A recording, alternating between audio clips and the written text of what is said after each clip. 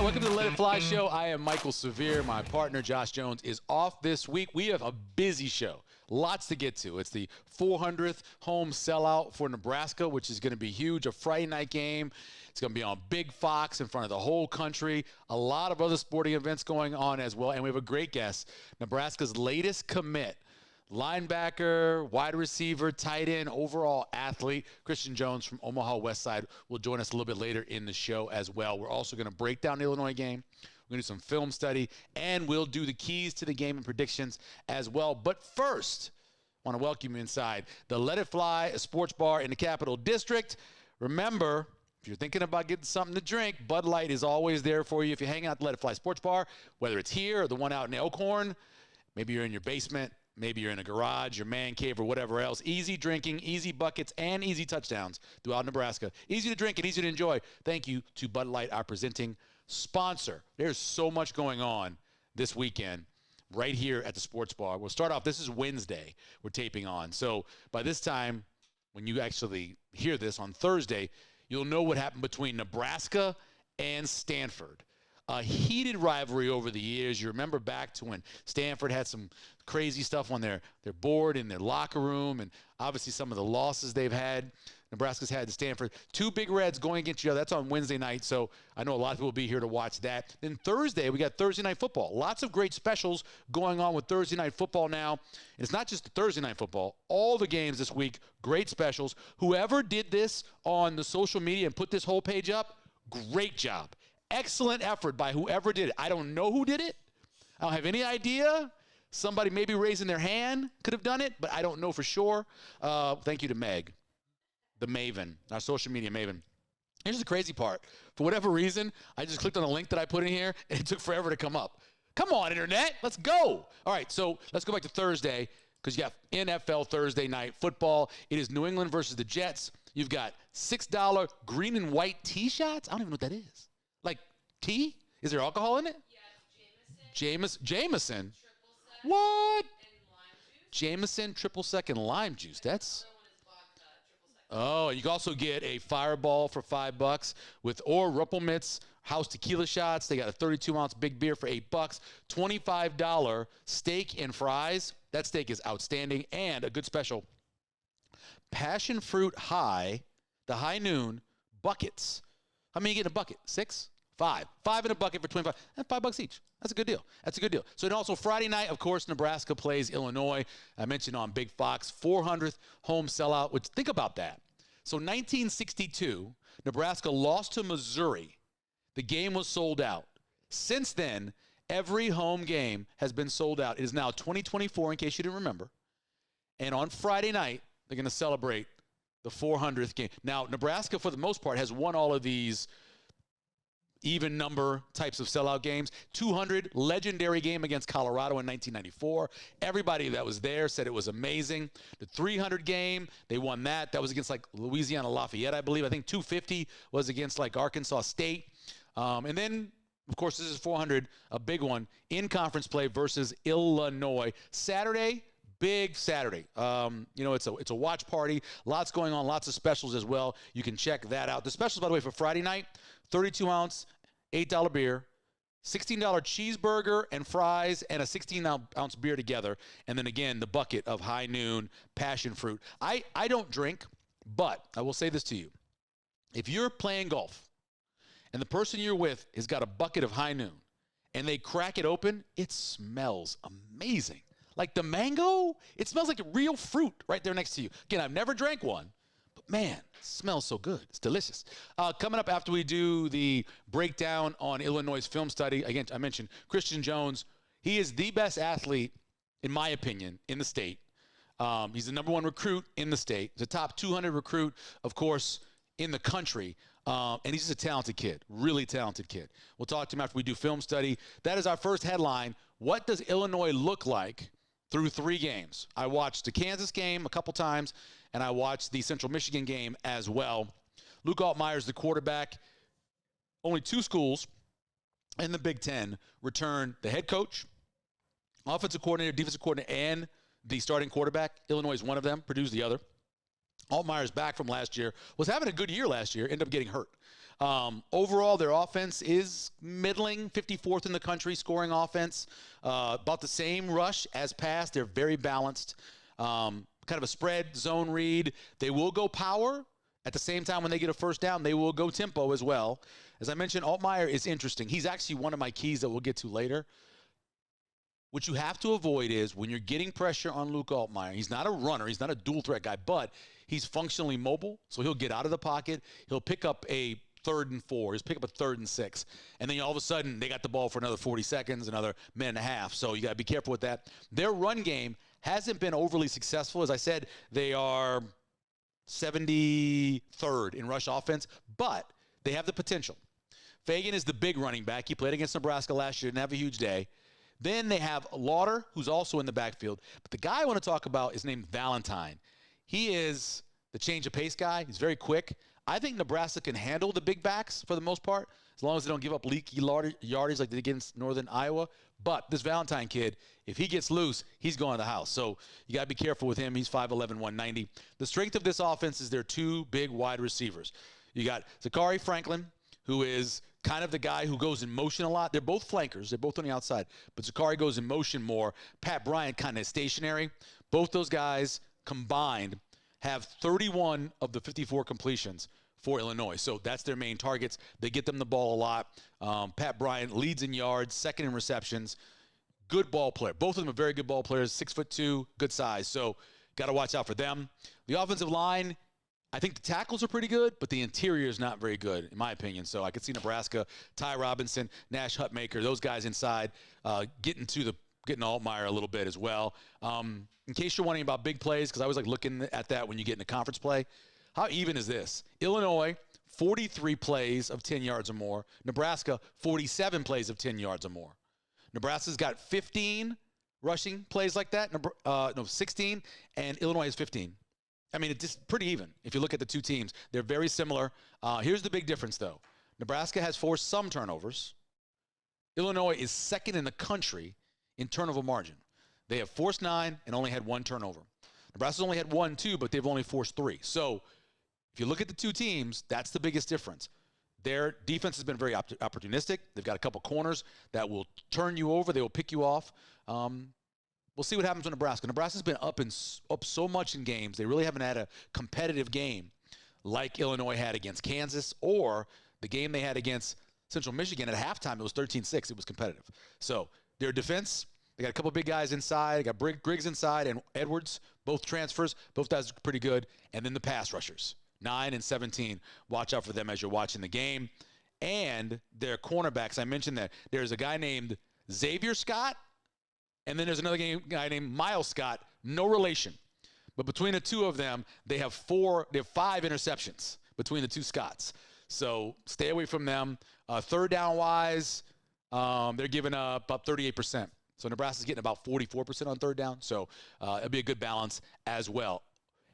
The biggest key and difference when you're talking about comparison of the sides besides the secondary and what Illinois' defense does in terms of turnovers is the kicking game.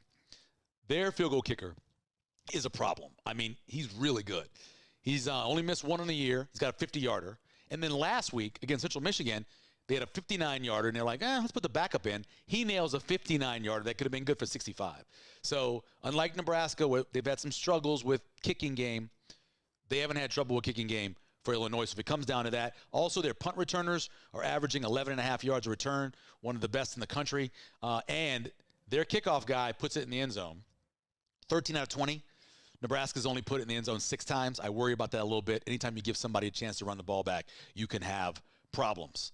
Overall, this is going to be a fun matchup. We'll have the keys coming up at the end of the show, but 400 sellout, Big Fox. It's going to be rocking inside of here. I know Let It Fly will be rocking. It'll be rocking across the state. People are going to be having a good time. In the end, though, offensive line, defensive line matchups.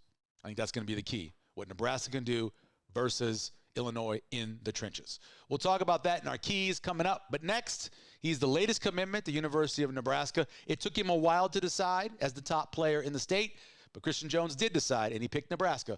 We'll talk to him when we come back here on Let It Fly Show. On a Sunday. Gotta go. I forgot the sausage. You guys ready to eat? There you go.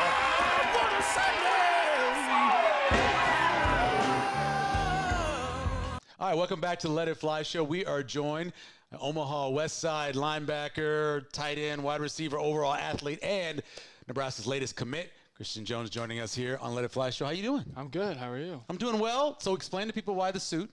Yeah, so I mean, every day before a game, something very important is about to happen. So Coach Amandre has all of us, dress up, suit and tie, and yeah, it's kind of what it is. Yeah. From what I've noticed, I know Damon real well, Coach Benning very well, and I've known Caleb and a lot of other folks.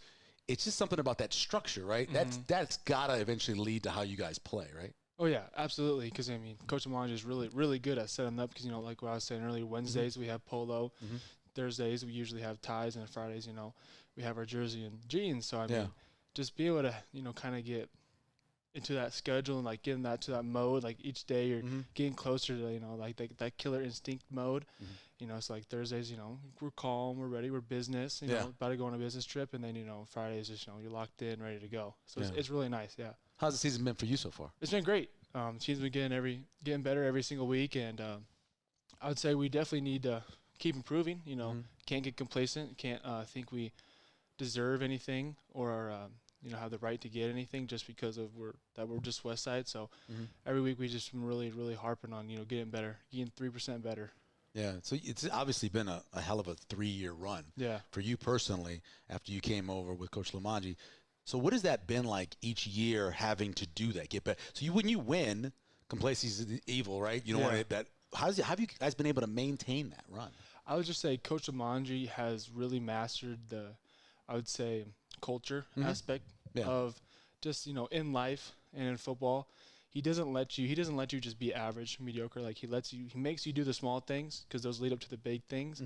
And I would say just having him being there as your head coach really, really is just a strong strength that you have. And, I mean, it's really easy. It's really easy to, skip a rep or like, don't finish through the line or don't, sprint to the ball. I mean, it's really easy, complacency comes to collect. And just having the coaching staff around us that everyone knows what the standard is, I would say is a really big thing, and everyone's buying in to the standard. And that's kind of what helps you not get complacent.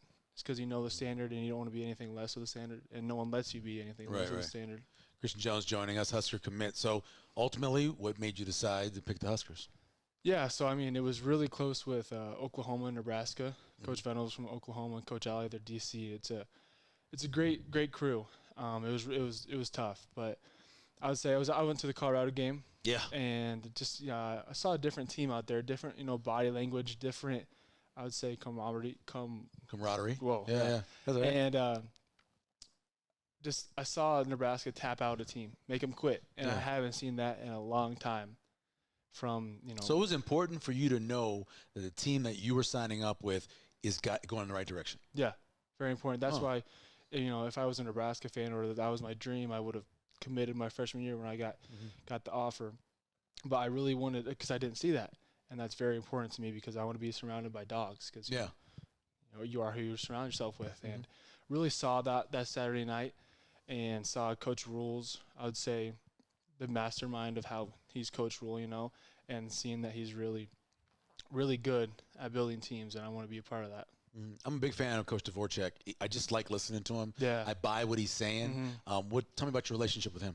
Yeah, I talk to him probably every other day, and he's just he's easy to talk to. He talks with you. He doesn't talk down to you, and he's very relatable. He's young. Yeah. So he understands, and people, when I've talked to him, coaches, when I've talked to players, they say he's not a big yeller or anything. If someone said it, he just says he's disappointed. Yeah, that's the worst. And I was like, okay, I like that. And I've sat in a couple of team meetings with him, and I really like the way he talks to players. And he kind of is able to, make people angry. You know how different people click with certain things. I kind of saw that in some of the meetings, and I really like that about him. Yeah, I want to go back to the Colorado game. We were sitting around here in the room earlier talking about the drone show and all of that. As a guy standing, I'm assuming you were on the sidelines. Yeah. For that. What was that like, watching everybody go crazy, the music, the drones, that kind of thing? Yeah, you definitely couldn't hear yourself think. Yeah. It was definitely it without a doubt was the loudest game I have ever been to. And just, I think it'd be really, really fun just to play in that environment. And I don't know how you couldn't get hype and play harder with that many fans roaring at you. Yeah.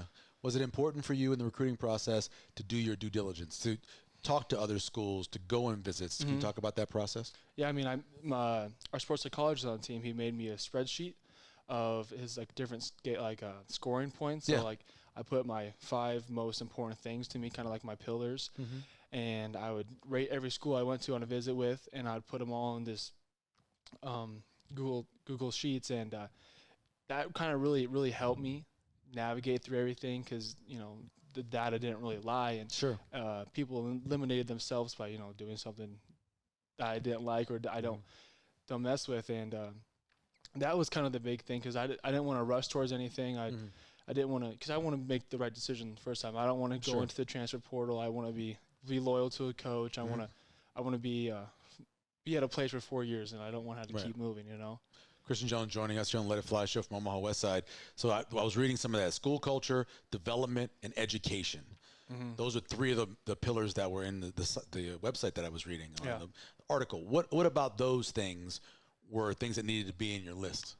Yeah, I mean, education, because everyone has a day where the football doesn't snap for them anymore. Yeah. So I want to be set up for life in that aspect, because if you even have a 10-year career, you're still very really young. You're still 30. You still have 50 years left in your life, and that's kind of big to me. And I want to do great things. I want to own my business, and I just want to be a leader in that aspect of world besides football and culture. Because going back to Coach Amandri and Westside, I followed him from Burke to Westside because he has such a strong culture, and he is so good at building people with culture. And I know culture wins games. And there's a lot of things that come with that. And then development. College is not my goal. Going to the NFL is my goal. And I want to be surrounded by a coaching staff that wants nothing but the best and is gonna make sure I get to my best. And I say those are kind of my main 3 things that I was looking for throughout the recruitment process. Was it tough to make that decision to come to Westside with Coach? No, not at all. Easy. Yeah. Once I knew he got the job. Would that have been, that's right before the COVID year, right? Because he came in 2021? No, that was after the COVID year. So COVID was 2020. Yeah. And then the next year was 2021? Is that when you came? No, I came 2022. My sophomore year, so that was 2022? Yeah, I think so. Yeah, because you're a senior in 24. 23 would have been junior, sophomore year. Okay. Yep. Yeah. So I spent my freshman year at Burke. Yeah. Yeah. So that had to be the weirdest time for you. My son was a freshman that year as well. Okay. Over at Central, and I know it was weird for him, but like in the situation where you're used to playing football, you're used to doing all these things, that had to be weird. No, I was 8th grade year when that happened. Oh, that was 8th grade year. Okay. All right. So I was a year after. Okay. After that happened. But there was still kind of that lingering effect of, OPS and the COVID thing, and just everyone was kind of, out of place. There was a lot of things, school and athletic. Sure, that had to be difficult. Yeah, no doubt about that. Let's talk a little bit. So you have a twin sister? I do. What's up with Westside and all the twins? Like it seems like there's so many of the guys who play have twin siblings. It's just weird. True. Yeah. Actually, I didn't really think about that, but Rezac, me. Yeah. I think we have another set on the team. No, but she goes to Marion. She plays sports? No, she's the book smart person. Oh, okay. So she's really small too. So I like to tell people, she came out first, so I stayed in the womb, getting all the nutrition and kept growing. No, but she'll be able to go wherever she wants just off of academics. Awesome. Yeah. You going to enroll early? Yes, sir. I'm leaving in 2 months. Okay. So why the plan to get there early, and do you believe being in spring practice can help you play quicker? Yes, sir. I want to have every advantage as I can on any other freshman or anyone else there. I just don't want to be as deep as a pool as, you'd be going in their summer freshman year. Yeah. Or is that when you have a plan in your head? Are you thinking to yourself, I get there, I play in the spring, I play right away as a freshman? Do you have a plan like that? What do you think? Yeah, that's the ultimate goal. I mean, I'm gonna push myself in every day to be able to get there, and if I don't, then I don't deserve it. But I'm gonna work hard to get to that. That's definitely the goal. And inside linebackers, will they see you? Yeah, I'll probably play that micro will position. I'm sure whatever one I pick up faster. Yeah. So you look at those positions, and how much you weigh now? 230. Holy moly! What do they want you to be? Did they told you? Not really, but I'm sure probably around that. You 6'2", 6'3"? 6'3". So 6'3", 230. Inside linebacker. Who do you kind of pattern yourself as from a guy that we know from the NFL? Luke Kuechly. That's a great pick. Is my guy. I have a playing card that is duct taped to my pads. Oh, so that's kind of my. He did everything the right way. Yeah. And tackling machine. Yeah, very smart. Knew the game, knew the ins and out, and did all the small things. And I aspire to be like him. Will you miss catching the ball and be on the offensive side of the ball? I definitely will. Yes. Everyone likes to say my heart is really a receiver, but you know, God had different plans. Well, every time there's no doubt in my mind that you could play tight end. Oh yeah. Right? Athletic wise, the way you catch the ball, you could play tight end. But on the other hand, a great middle linebacker in this system is invaluable. Yeah, I agree. Yeah. If I keep growing and go to like 6'6" or 6'7", I would have no problem going to the dark side. Yeah. So let's talk a little bit more about Westside in this season. Obviously, I know you guys are one game at a time. Yep. But do you ever let it click in your head about the chances of repeating? I mean, yeah, like you said, one game at a time. But that's definitely in the back of all of our minds because we know what great opportunity we have. Yeah. In our season this year, and that's kind of the biggest thing we're fighting right now. Honestly, is we can't expect to get there without putting in all of our hard work and getting 3% better every single day, and just honestly fighting that I would say feeling of being deserving of that, because it was kind of easy last year and everything came pretty easy, and everyone that's kind of our main goal right now, just fighting that, and just we have a lot of work to do to get there. Yeah, if there's one thing you could look at and question, you lost so many great leaders last year, guys who had won titles and have been there for a long time. Who stepped up into the vacuum from an Anthony, a Teddy, a Caleb, those guys? I would say it'd be like Keenan Cotton, our other wide receiver. Yeah. Me. By the way, his dad, one of the greatest athletes I've ever seen. He still looks great. He still does. He had Cop and Papillion. I'd be scared. Yeah, terrified if that guy was coming after me. If I was running, I'd be like, nah, you got me, officer. No doubt. Yeah. Keenan Cotton, and then we have a junior tackle, Owen James, and he's great voice, and we got a lot of people that are vocal and buy in, and everyone's on the same page. We're kind of like a big family, so everyone knows the common goal, and everyone's working to that same common goal. But it's definitely lonely sometimes without having Anthony and Teddy, Caleb, and all of them. Practice, I do miss them. We do miss them. Yeah, the guys you ran with. So now you got a new crew, the 2025 class at Nebraska. Are you have a WhatsApp? Are you on the text thread? I mean, how do you guys keep in touch? Probably the biggest one is Snapchat. Oh, okay. That's just the easiest. Now I don't have screenagers. Right. Screenagers? Yeah. What's that? Every teenager now is on their screen. Okay. Yeah, that's kind of what they okay. So it's not an app. It's just an expression. Oh, yeah, I was just expressing. Oh, okay. Yeah, I thought it was like a WhatsApp screenagers. I'm like, I never heard of that one. That might be a good app name right there. You can invent that. Yeah, we might have to. It's a good idea. Yeah, but I would say TikTok. Sorry, not TikTok. Snapchat. Right. But most of the time we're hanging out with each other on the weekend, going golfing or doing just random stuff that guys do. But we're pretty strong. We have a good tight bond. Who are you closest with in that 2025 class for the local guys? I would say Johnny Hurtado. Oh, he's another great leader. Johnny Campbell. Pretty tight. I know Campbell's dad. Keith, biggest human being on the planet. He'd be another cop I'd be scared to just huge. Run from State as well. trooper. Every time I see him, I'm like, Troop, you get bigger and bigger. Every time I see you. Yeah, we got some pretty crazy cops on our team. Yeah. But yeah, Campbell, Ty Glassman transferred from Omaha North. Yeah. And he was there my freshman year at Burke. Oh, okay. We're also pretty tight, but I'm pretty close with everyone. Yeah. So, but I meant the guys that are in the 2025 class going to Nebraska. Like the guys that are going to be the same recruit. That's cool. No, that's good. Tyson Terry. Oh, okay. For sure. Omaha North. Yeah. Pierce Newberry and Kenneth Vermoss. I'm pretty close with all of them. Right. I know them all the in-state guys pretty well. Yeah. You guys putting together a pretty good class. Yeah. One of the better in-state classes that Nebraska's had. Yeah. Yeah. It's that's kind of the Coach Rule effect too, because last I would say 3 years, we were losing. Like Devin Jackson went to Oregon. Yeah. Rezax went to Notre Dame, and Micah Riley, Caden Helms, right, and all those guys. I mean, if they were playing for Nebraska, it'd for sure help them. But that's also the Coach Rule effect of he's really harping on getting those top state recruit guys. So. Yeah. Follow the NFL at all? Yeah, a little bit. Okay, who's your team?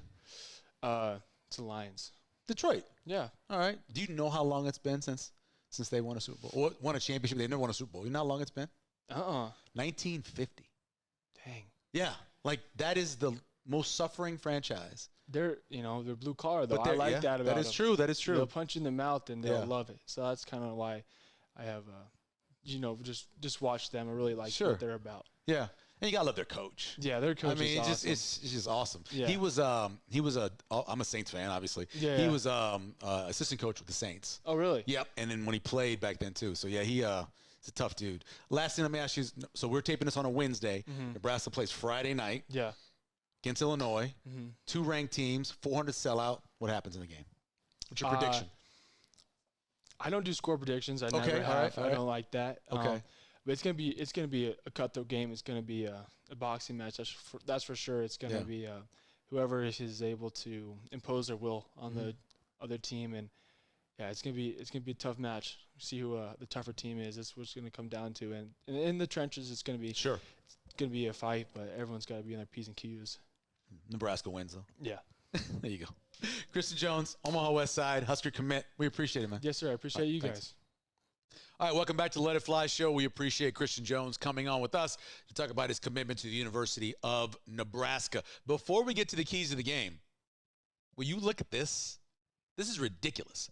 This is the Let It Fly meatball sandwich. I'm not going to call it a sub because it's inside of like this pita bread, and then it's got, of course, the meatball in there. It's got a ton of Parmesan cheese, mozzarella cheese.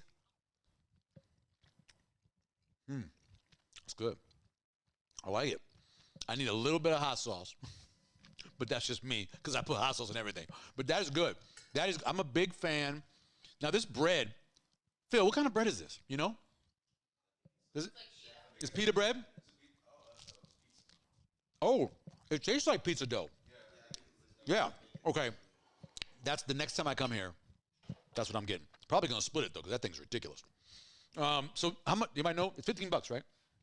I think it's $15 for the meatball sandwich and fries. It's outstanding. Check the menu. Let it fly. You can go to the location down here where we are, Capital District, or out west in Elkhorn, which is becoming very popular because people have been complaining for years. There's no place to go out there. No place. Now you have a place to go. Let It Fly Sports Bar in Elkhorn. Keys to the game, Nebraska and Illinois. Every game, it's important to not turn the ball over. I know. It's obvious. It is a very obvious key. But as I mentioned earlier, Illinois is really good at taking it away. 9 takeaways in 3 games. I'm not a math major, but that's 3 a game. And that means that you have to make sure that you don't put it in a position for them to take it away. Rayalo's done a very good job so far. He's had 3 turnover-worthy plays, 1 every game. Luckily, they weren't turnovers. They were just turnover-worthy plays. He's got to be careful. You don't want to give Illinois extra possessions. Illinois wins this game if they get extra possessions because of turnovers, or if for some reason Nebraska can't run the ball like I think they'll be able to run the ball on this team. Key number 1, protect the rock. Key number 2, I mentioned earlier, it's a special teams mismatch. If you just go over the numbers. In terms of ESPN's efficiency ranking, Illinois is about 30 spots better than Nebraska across the board in special teams. I mentioned 13 of their 20 kickoffs have been touchbacks. You want to have touchbacks today. I know that Coach Rule talked about wanting people to return it. No. Because of that, because of the returns, Nebraska is ranked 96 in the country in opponent returns. 9 returns for 183 yards. Kick it in the damn end zone. Find somebody to kick it in the damn end zone so they can't return it. That's what Illinois does. That's an advantage. 6 of 7 from their starting field goal kicker with a long of 50. 1 for 1 from their backup kicker who does kickoffs. 59 yards. The one good thing that Nebraska's kind of even on special teams is IGC, Isaiah Garcia Castaneda, returning punts. He's done a pretty good job. Did you guys know he is only 6 yards away from as many punt return yards as Nebraska had all last year? In 4 games, they're going to have more punt return yards this year than they had all last year. So he's done well. Their punt returners, though, averaging 11.5 yards a return, which is pretty darn good. And then lastly, number 3, contain Luke Altmaier. Do not let him get out of the pocket. You may remember last year against Wisconsin, Nebraska did a really good job of getting pressure on Tanner Mordecai. But Tanner Mordecai made them miss, ran for first downs. Last drive of the game, the last time Wisconsin had the ball, you had a third and I don't think it was maybe 6 or 7. Mordecai made a guy miss, got the first down, extended the drive. You got to make sure you keep him in the pocket. Do not let Altmaier beat you on those little runs getting first downs. My prediction for the game is 30-17, Nebraska winning. Now, I have a little formula I do, and it's been pretty good this season. It actually came out a little bit higher than I think it should be. It actually came out 37-16. So I actually brought it down a little bit to 31-17. Thought it sounded better. But Nebraska got a lot of advantages, and one of the biggest ones is you. It's going to be 86,000 people there. It's going to be loud. It's going to be their first road game. Altmaier's going to be in there. The offensive line won't be able to hear. I mentioned that some parts of the offensive line are kind of young. That could be a big issue for them as well, just like it was for Colorado. Colorado's offensive linemen couldn't get off the ball because it was so loud. They had to go to silent count. You're doing the little tap thing, and the defense can see that. They get off before you, and then there you are with a defender in your quarterback's lap, just like what happened against Colorado. Colorado. Everybody loved Colorado. I believe it was Phil who loved Colorado. I believe it was King Val loved Colorado. Josh loved Colorado. Loved them so much. Can't even have a winning season. So great. Prime, so great. Coming up next week, do you know what's coming on next week? You have any idea?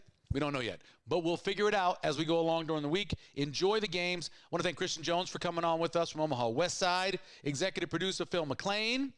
Maeve, the social media, Meg, the social media maven. I'm going to call you Maeve, the social media Meg. That would be funny. She got a new podcast coming out. It's called Meg. And then also Val King Elvis as well on the board. We want to thank all of them. And our lead sponsor, of course, Bud Light.